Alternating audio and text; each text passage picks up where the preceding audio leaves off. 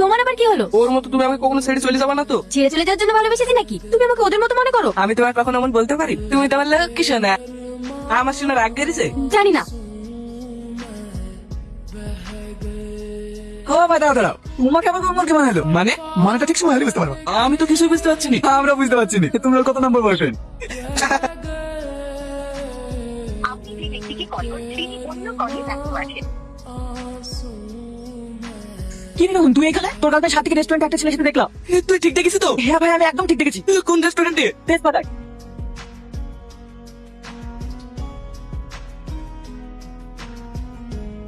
তুই হাসছিস? হাসপাতালে তুই কি করবো? একটা মেয়ের জন্য তুই এত কিছু করে দিলি। কিন্তু ওকে আমি সত্যিই ভালোবাসতাম। ও আমার সাথে এমন বিশ্বাসঘাতকতা করবে আমি কোনোদিনও ভাবতে পারিনি। ওকে এর পরিণাম ঠিকই পেতে হবে। আর আমার এই রিভেঞ্জে সহ্য করবে তুই। আমি হ্যাঁ তুই। কিভাবে? আমি যা বলবো তুই তাই তাই করবি।